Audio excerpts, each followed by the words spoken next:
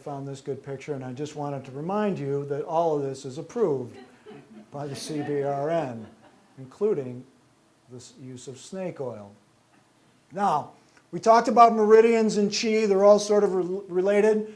You have to align your meridians to improve canupiary flexibility, but let's talk about what a meridian is first. It's an energy channel that runs through our physical bodies, cannot be dissected or found surgically. They're part of the body's subtle energy anatomy and have no concrete form. They have no form at all, actually.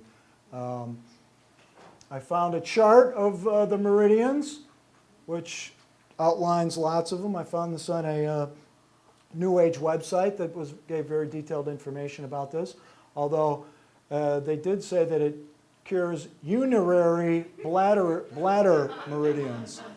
I don't know if that's related to urinary or not, but maybe, I don't know. Now, let's talk about canupiary flexibility. Now, this is unknown throughout the West.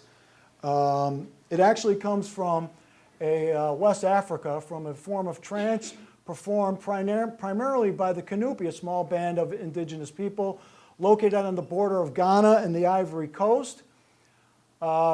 After aligning their meridians, the Kanupi were able to exhibit extreme flexibility. They could rotate their heads 360 degrees, open their jaws wide enough to swallow whole chickens, and dislocate their shoulders in order to stretch their arms wide enough to embrace a buffalo, with no harm to the buffalo or the Kanupi. It's quite amazing. While Western patients rarely are able to achieve this, it does result in general well-being. Now, I got a picture of someone who is training to do this. This is a man working on his neck flexibility. And eventually in the future, he will, like this guy, be able to rotate 360 degrees. Now, this is not unheard of in the West. Every now and then, there is an exception. We all probably know one certain exception of someone who was able to do that. But every once in a while, someone achieves this ability. Finally, I'd like to talk about anthropomancy. First of all, the definition is the divination by the entrails, human entrails, of the future. They don't have to always be dying men or women. They could be someone who's already dead. So instead of just giving a lot of book definitions about this, we thought we'd give you an actual demonstration of anthropomancy, which again was okayed on the certification originally. Why don't we pull the screen up. Now, don't use your own patient for this. We were able to secure a body from somewhere else. But the idea is to take the entrails. Now, again, if you're working in a hospital, you might have access to certain bodies and stuff, so it's a little bit easier. But you take the entrails and you scoop them up, and what you do is you toss them out on the ground. Oh, I lost a kidney over there. And now you read the entrails. Now, you see, we have a problem here because the lung is making contact with the large intestine. This means a financial problem in the near future. However, the liver and the stomach are in close proximity. This is a good increase in your romantic potential coming up. I see one kidney separated by the heart. You know what? I'm going to go back. I'm going to say that just destroys the whole romantic thing from the intestine and the lungs. Because if the heart is separate from the rest of it, then if the heart is separate from the rest of the entrails, then romantic is really a problem. Let me see if I see anything else. There's no political future in here. Oh, there's a kidney that's splattered a little bit wide. So the kidneys are very part that means there will not be much drinking in the future for your patient. So we encourage people to use anthropomancy. A lot of patients are wondering what their prognosis over the future is going to be. So what better way to tell the future than through anthropomancy? So if I could get Karen to come up and we'll bring this down. We'll sum up. Oh, I made a little bit of a mess. We'll sum up this last section. So mobile kinesiology is furniture moving. We covered it. Apophenia, attaching significance to random patterns. Smoke and mirrors is a general form of deception. Snake oil is specific deception. Canupiary flexibility, we just made that stuff up. It's all bullshit. There's no Canupi tribe, nothing. It's all bullshit. Oh, incidentally, and anthropomancy, which we just saw. Incidentally, canupiary was a word that we made up, and we searched dictionaries in lots of different languages, and it turns out that the word canupiary, as far as we can tell, does not exist in any language. So if I was filling out a form, maybe I would ask, what does that mean? All approved by the board. So, how did we get to this point, and why are we doing this and teaching this class?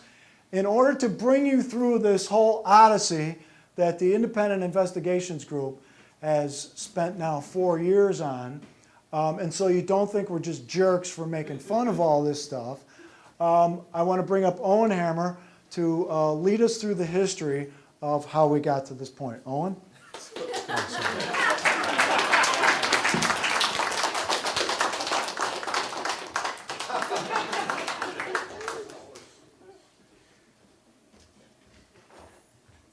Thank you, everybody. Are the nurses still here? Still here? Raise your hands and keep them up so I can... Wow, only one? We lost? One out. Okay. So we lost some of our nursing contingent. Oh, okay. Don't forget your certificates of completion afterwards, and we're hot on the trail of the CBRN to have our certification brought back. I feel like the plate spinner on Sullivan, told to go on after the Beatles. All right, so why did we do this? Well, let's take a trip in our magic time capsule back to November of 2004. And this is whenever I refer to somebody, I will provide you with an actual photo of that person. Wendy Hughes was a new member of the IIG, and she came to us with She came to us. There are acknowledgments at the end of this presentation. Everyone gets their own. Okay, so she brought in the whole person catalog. This is your Southern California's connection to all the woo, all the classes, all the dare I say snake oil. The term doesn't seem to have the same sting anymore. And there was an ad for Clearsight on the back. Become clairvoyant, energetic healing. This was a class that taught therapeutic touch. And in case we didn't make it clear, therapeutic touch is a bogus technique where you don't even touch the person. You wave your hands around the patient and claim to be manipulating the invisible energy field. Well, okay, there's thousands of these courses going on all around Southern California. So what pissed us off about these people? We zoom in here, and they claim to have continuing education units for nurses. And you can't see it here, but they even provided their certification number and all the legal boilerplate saying that they're certified by the California Board of Registered Nurses. Well, we, of course, thought this was kind of curious, so we did a little bit of research. Found out about Clearsight. They promised to cure dis-ease. That's a magical hyphen in there. If you promise to cure a disease, you might have just broken the law. But if you promise to cure dis-ease, there's no legal framework to govern what you're doing. And obviously, they promise to show you all about chakras, channels, aura. They don't promise to show you how to use the force, but probably got pretty close. So we're kind of curious at this point, and we need to ask ourselves a few questions. First off, does the nursing board even know about this? After all, maybe Clearsight's just made the whole story up. Remember, at this point in the investigation, we're coming in pretty fresh. Secondly, does the board understand that energetic medicine is not medicine and does not merit any kind of approval at all? How will they react to being told this? Will they be surprised? Do they know about this? Do they endorse this quackery? Or did this all happen under the dark of night? And finally, would they withdraw Clearsight certification if we came forward and explained to them that they had made an error? Place your bets now. So, step one in the investigative process, let's get a copy of Clearsight's actual application. Under various laws, the general public is supposed to have access to all this information. So, when Clearsight applied to be approved to teach nurses, we'd like to know what they submitted. Fortunately, we're supposed to have access to all that stuff. Or maybe not. This is the first thing the nursing board sent us. They had redacted part of the application. This is a photocopy of the application Clearsight sent to them. They redacted the the education of the instructor. Well, after threats of legal action, we got the real thing. It turns out their sole instructor has these qualifications. She has a degree in comparative religion and a ministerial degree from the Church of Divine Man. Here she is. This is an important person to remember. Number one, Levana Shell Badolak. I'm assuming I'm pronouncing that correctly. She is not a nurse. I don't know what an unlicensed nurse would be, but she's not licensed or otherwise. No medical training at all. And she is an approved provider of education to nurses. So, now we're getting pretty interested in this. This brings up the question, because we're criticizing the board for certifying stuff that's not scientific, let's take a look at the board's rules and find out what are their requirements for the scientific content of a course. Now, you can read the whole thing if you want to, but I've put the important stuff in red. Title blah, blah, blah. The course content must be related to scientific knowledge and or technical skills required for the practice of nursing. And then at the bottom, just to clarify things further, these are their rules, nothing that we've created. Courses which deal with self-improvement, changes in attitude, financial gain, and those designed for lay people are not acceptable. So they seem to be eye to eye with us. They say the content must be scientific. So how did Clearsight deal with this requirement on their application? They included this single sentence: medical science has recognized and quantified the existence of a human energy field, which when blocked may result in a broad range of physical and psychological ailments. Now, did Clearsight have any research to back this up? That's a good question. Hang on to that question. We'll address it later on in the presentation. But from our point of view at this point, we're thinking Clearsight's just making stuff up. So, can the board withdraw someone's certification? We've discovered that this certification is completely wrong. What's the process for reversing the decision? Any material misrepresentation... This time in English. Any material misrepresentation of fact is grounds for withdrawal of approval or denial of an application. So we're thinking, is claiming that pseudoscience is science, is that considered material misrepresentation of fact? Well, we say hell yes. So we go on to step 2, go to the board and demand that they withdraw Clearsight certification. I think the people in this room would agree that our case is airtight. So we go to Executive Officer Ruth Ann Terry, the head of, she moves fast, that was the best picture we could get. We explain basically what I just told all of you people, and on January 2006, Ruth Ann Terry sends us the following response. She basically makes the argument that Clearsight certification is above board and generally a good idea, and that we know what we can do with ourselves. So, how did she justify the teaching of energetic medicine? On the subject of energetic medicine's lack of utility, this is a quote from the letter from the board. The patients avail themselves of alternative and complementary techniques, and nurses need to take these courses to learn whether such a technique is interfering with or enhancing the medical, nursing, or both plan of care. That's kind of an English sentence. Now, remember something. These courses don't teach about pseudomedicine. They teach the pseudomedicine from the point of view that it's real and it works. Actually, if some course was just a survey course of so-called alternative medicine, that might actually be a good thing for nurses to take. But that's not what Clearsight was teaching. Okay, number 2. On the subject of the instructor's complete lack of qualifications, seems vaguely important to me, Ms. Badolak has the educational preparation related to this content as well as previous experience teaching this content. So presumably it's not the quality of the content that's important, but the quality of the instructor to teach the content, regardless of whether or not the content has any merit at all. That could have been a better sentence. All right. And finally, here's something else. We wanted to tackle ClearSight's lack of qualifications from every point of view. So we noted the fact that ClearSight didn't even fill out the application completely. There were actually omissions in the application. So what do they say? No provision, read this carefully now, no provision in the regulations allows the Board of Registered Nursing to deny a provider number based on omissions. Now hold on, there's more. According to the Civil Code, it is mandatory that the application be complete, and they put the word mandatory in all caps. And I just browsed through the Civil Code. I didn't check it completely, so grain of salt, but apparently that's the only time they put a word in all caps. So, bottom line, the CBRN will interpret their rules broadly to let these people in the door. So what do you do when your opponent moves the goalposts? Move them back.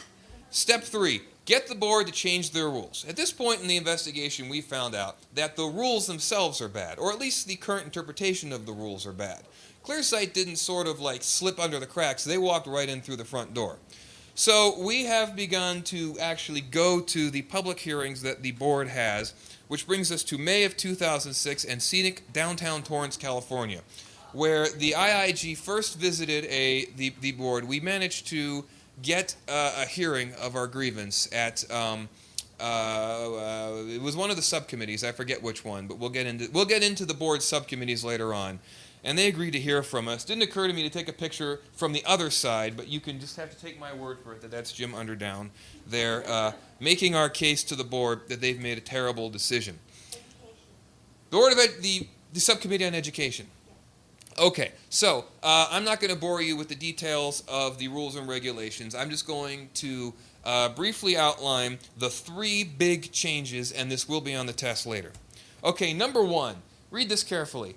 Content must be related to scientific knowledge or be related to direct or indirect patient-client care. I can't think of any topic in the universe that is not related to direct or indirect patient-client care. So, really, if you read this, it says the content must be scientific or not be scientific. So, those of you who remember Schoolhouse Rock know the Conjunction Junction song. So, we told them that they got to change that conjunction. Content must be scientific and blah, blah, blah. And then, logically, anything that comes after the end is irrelevant. But the content must be scientific. So, on to rule change number 2. Material misrepresentation of fact is grounds for withdrawal of approval. How about material misrepresentation of fact constitutes automatic withdrawal of approval? After all, if a company has lied to you, should you really have the option of taking away their license or not? It seems to me that if they have misrepresented themselves, then you don't have any choice. You should have to take away their license. I'm getting looks like, yes, okay, good. Someone's nodding their head. Good. I thought I had completely lost the crowd here for a second here. And finally, number 3, what is scientific? Shouldn't there be a definition of scientific? We propose this. The content must be consistent with the consensus of current scientific medical knowledge and be supported by reliable research and evidence, period. So, with those were the 3 changes we suggested. How did they respond? Did the nurses come at us with pitchforks and torches? Were they pissed off at us? Surprise. They applauded our submission. They came up personally and congratulated us. Ruth Ann Terry thanked us for our input and promised to address it immediately. Several nurses came up to us, talked to us personally. If anybody hated our guts, they certainly didn't walk up to us and tell us that. So I guess this is what you would call a biased sample. But the ones who came up agreed with us, and one in particular said that she had taken one of these therapeutic touch courses, and she was embarrassed that she had taken it. And so we found out a lot of these nurses were on our side. We're feeling pretty good. We feel like, this is our self-image at this point. We're moving forward. That idea someone suggested to have a fake course where we spill phony guts on the table, forget about that. We're going to win this one. So step 3A, go to another subcommittee in scenic downtown Sacramento. This is the Education Licensing Subcommittee, and we have to present our language to this. These are the people who can actually change the rules. Now, knowing that what we're going to do ahead of time, would somebody from the board present a counter-argument? We're thinking they don't have a leg to stand on, so we're just going to plow right through them. Enter Kay Winecam. Sorry, I couldn't find a photo. Kay Winecam gives a defense of the board's decision. She's listed as a consultant. I would guess that her job is to defend the position of the board. If anybody knows Douglas Adams novels, you know there's that software that justifies your decision after you made it. Kay Winecam strikes me as like a walking version of that software. All right, here's the quote. This is the end of her monologue. CBRN will award a CE provider number to the applicant if the alternative or complementary medicine modality is discussed in the publication Best Practices. Now, not only did she say this, but a transcript of this is on the board's website. So this is the law of the land in the state of California. Now, I know what you're all thinking. What the hell is best practices? Okay, remember this document. This is very important. According to the state board, this is the governing document. This is the Bible, the Word of God. The full title, I'm not going to read it. That's the full title. We're going to call it Best Practices, as one might refer to a large man as tiny. The board, remember, if the modality is discussed in Best Practices, then the provider will be certified to teach nurses. Now, this is interesting because the state legislature never voted on this. As far as we know, the Board of Registered Nurses never voted on this. There was no sort of transparent democratic process by which this document was considered to be the governing document, and also you can't find a copy of it. So this is like some hidden knowledge. We eventually did find a copy, but try and find a copy of this document. It's very hard to find, and that alone is rather suspicious. Best practices. So now that we've said for the 15th time, because I can't stress it enough, they will grant you certification if your modality is discussed in best practices. What's discussed in best practices? Acupuncture, homeopathy, therapeutic touch, healing with magnets, the use of psychics, interfering with the will of God, the 11 dimensions of the universe. But wait, hold on. All is not lost. My favorite quote from best practices, the human energy field has not yet been proven by scientific methods. Now, I know what you're saying is, how do they encourage use of psychics and the will of God and the 11 dimensions? They don't encourage it, but it is discussed. So best practices really is a gateway for any material to be taught to nurses. So what's a good skeptical group to do? Well, we can't just say, this sounds like BS to us, so we're just going to flatly say we hate best practices. We're going to read it, and we're going to submit a thorough refutation of it to the board, specifically Chapter 7, which is the chapter that deals with therapeutic touch. And by the way, therapeutic touch, energy healing, energetic medicine, laying on of hands healing, these phrases are all used synonymously in this lecture.